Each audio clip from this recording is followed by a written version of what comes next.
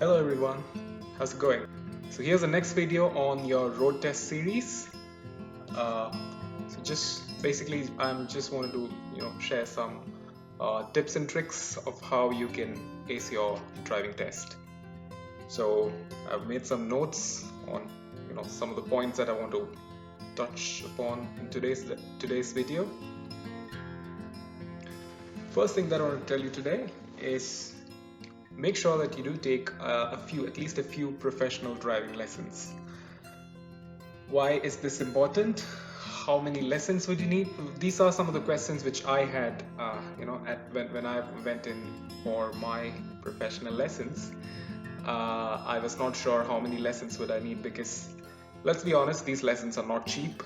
Um, it's roughly around $40 to $50 per hour of driving lessons. So I didn't want to do too many of them, but I also wanted to make sure that I am prepared enough for the road test. So this is what I did. Shop around a little bit. I reached out to a few of these driving instructors, and I tried out a couple of them, and then eventually I decided to go with one guy who I thought was better than the other, and he did offer a much lesser rate as well. But that was not my main concern. I thought he was a better instructor. So how many lessons would you need? I would say roughly on an average, maybe four to six lessons, and you should be well on your way. Uh, Another question that I had was all the the cars that the driving instructors will provide you with, they are all automatic vehicles. So will I be eligible for just an automatic license or a manual license? Because out here in Australia, it's obviously there are two classes of licenses. If you get a license in an automatic car, that only qualifies you for an automatic driving license. So this was another question that I had because obviously I wanted a full license which allows me to drive a manual car as well.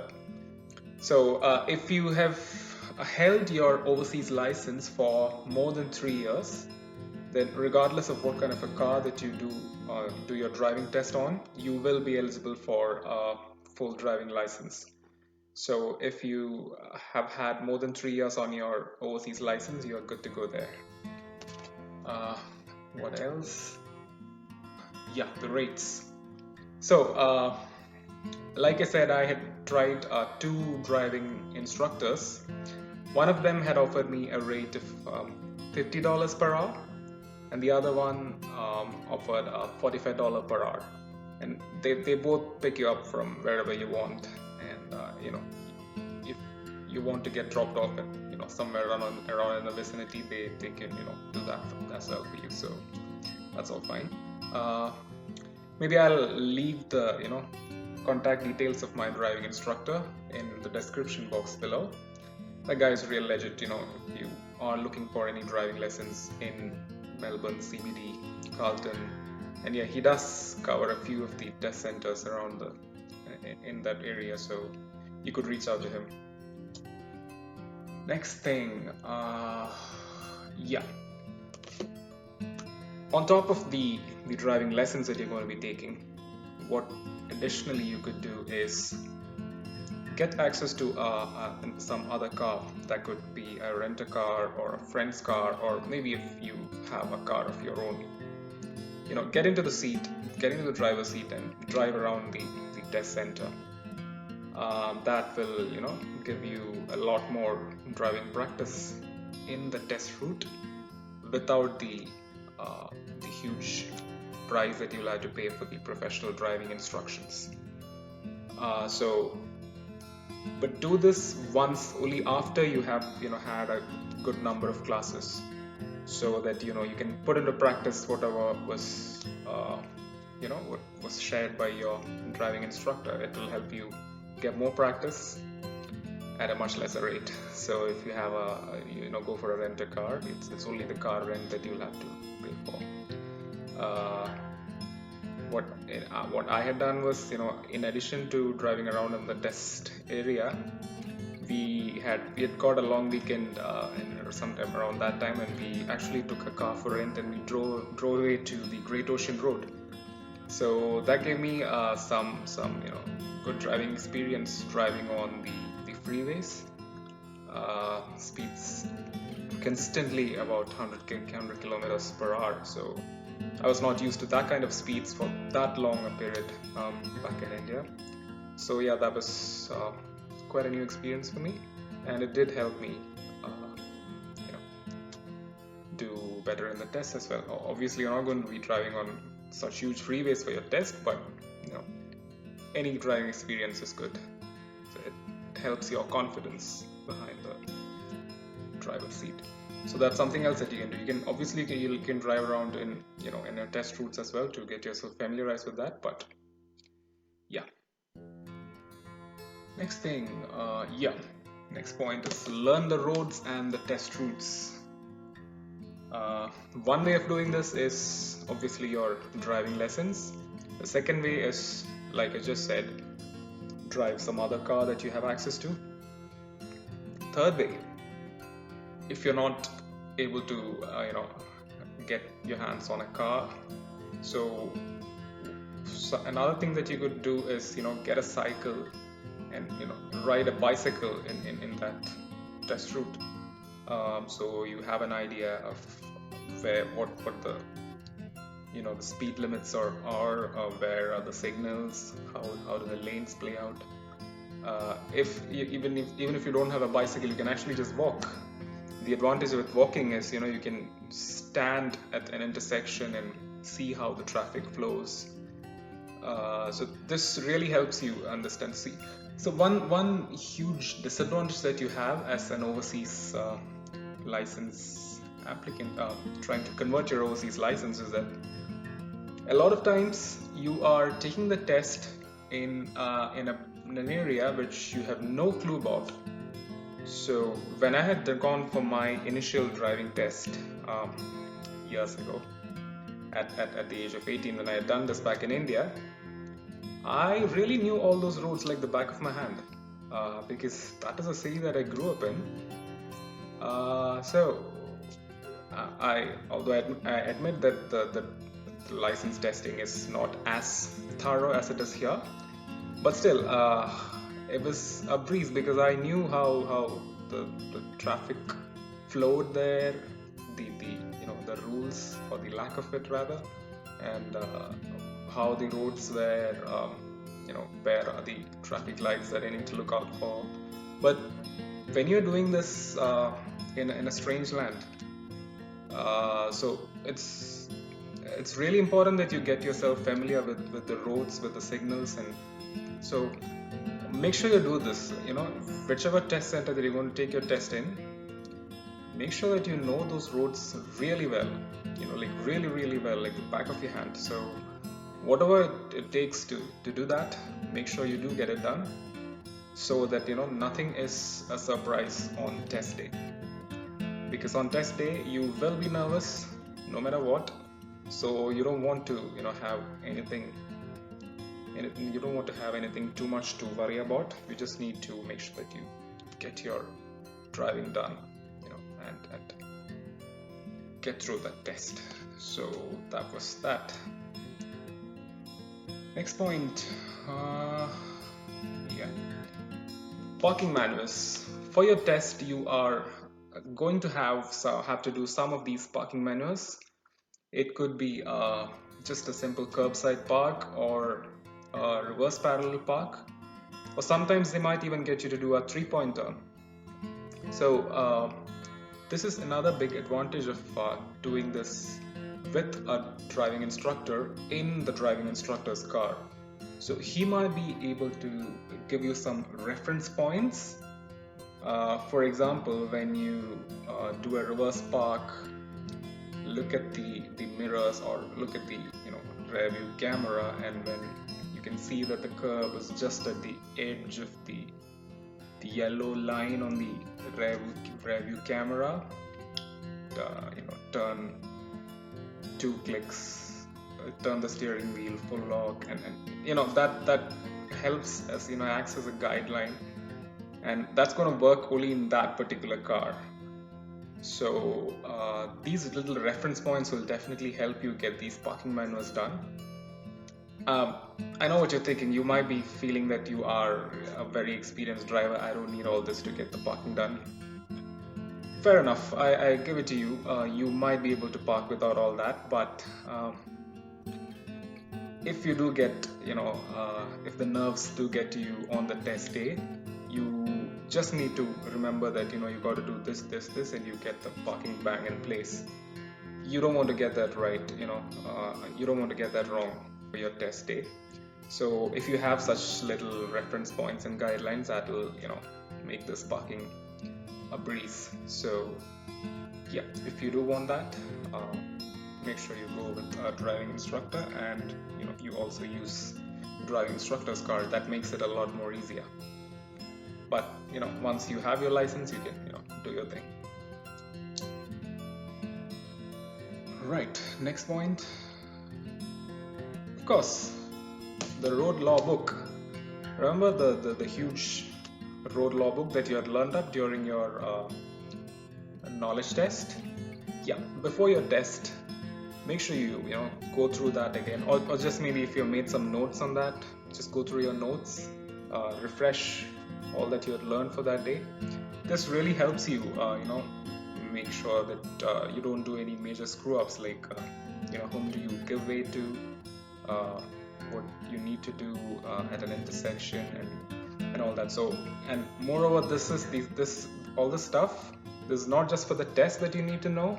You need to know all this whenever you drive a car here in Australia.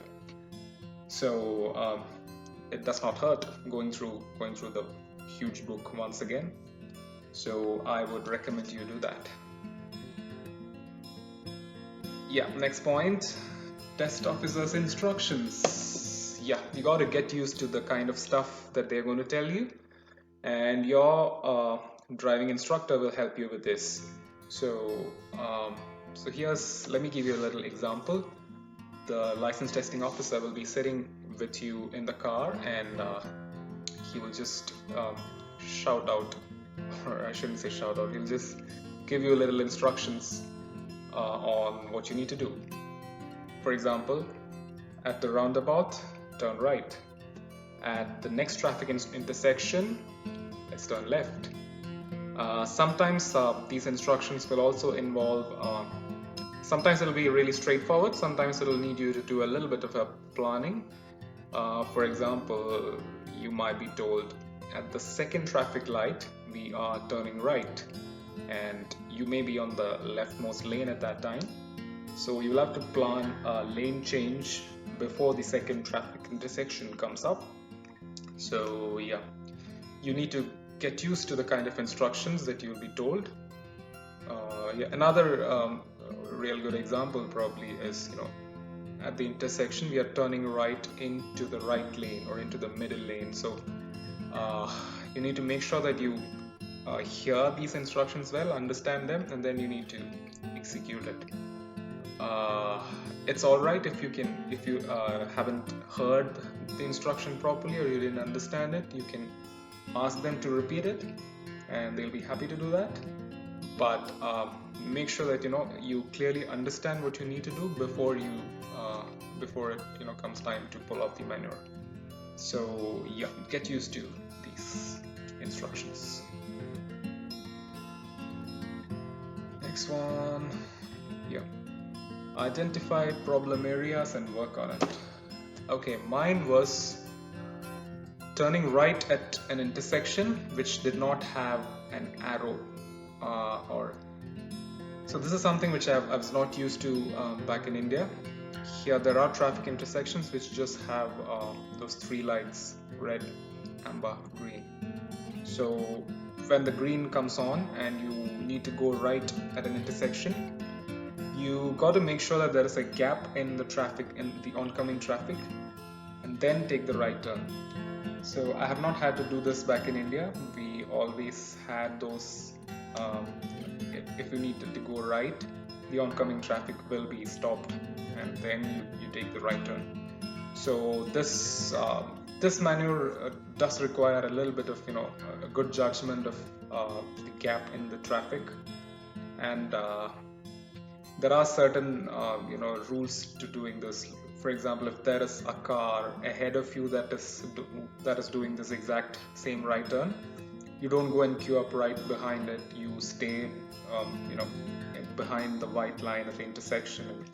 So this was one stuff which I thought I needed a little more practice, and I just let my instructor know that let's keep doing this until I was confident of doing this on the test day and when I drive on my own. So this was whatever is something that you're not comfortable with, just let your instructor know, and you can do this again and again until you get it right and you're confident that you will get it right. So this was just one example which I had done.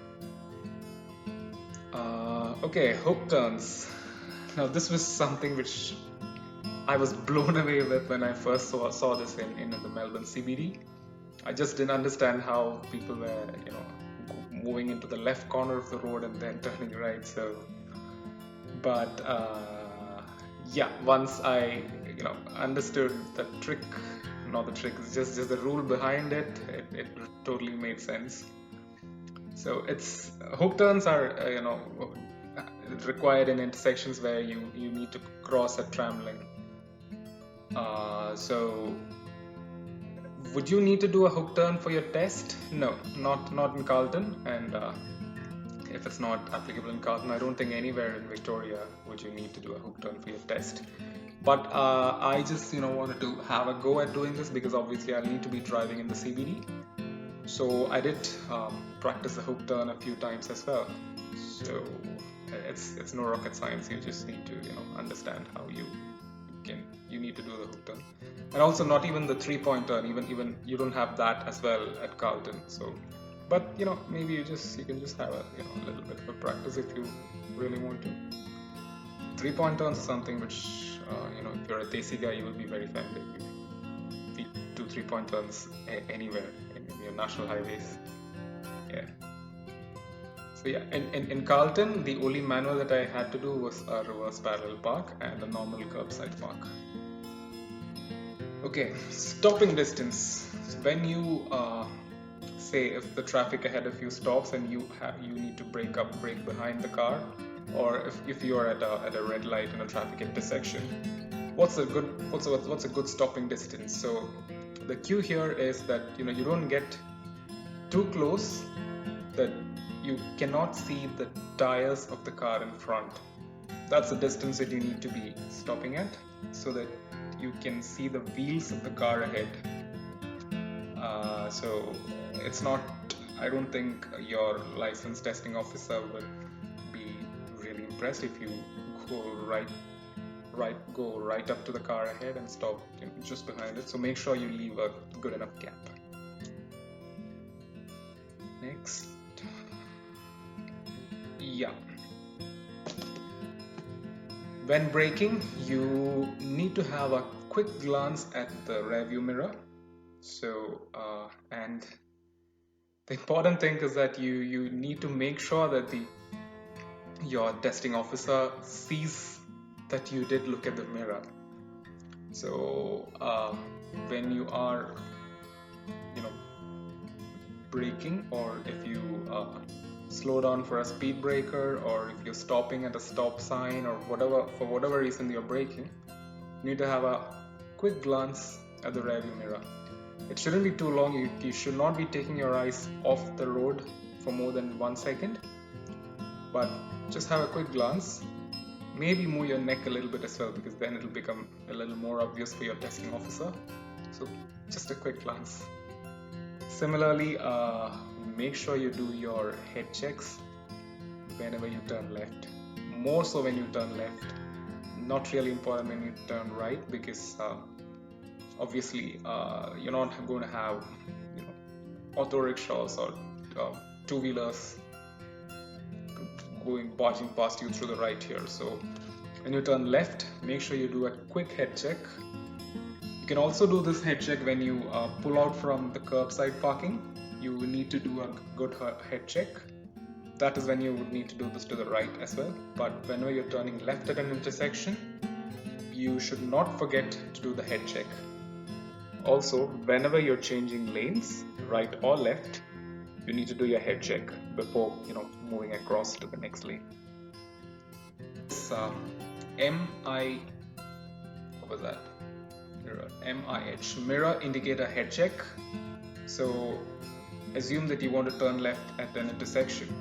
So the first thing that you would do is you will look at the mirrors, both the mirrors, the one inside and the outer rear view mirrors. And once you do ensure that it's clear, you flick the indicator, so mirror indicator, and then before turning you do a head check.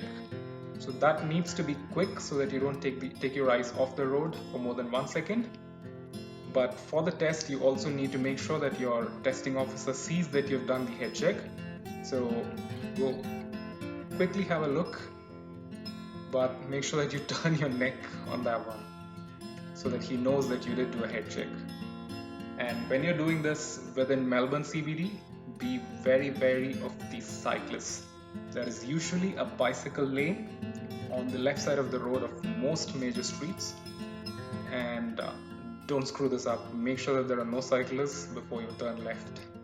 Alright, so I guess that's all that I have to say, as my notes say. Yep, that puts a wrap on today's video. I don't think I'm done with the the driving test series, so probably one more video on the road test, but that's going to be next week. Until then, stay safe, get your driving lessons done, and good luck for your test. See ya.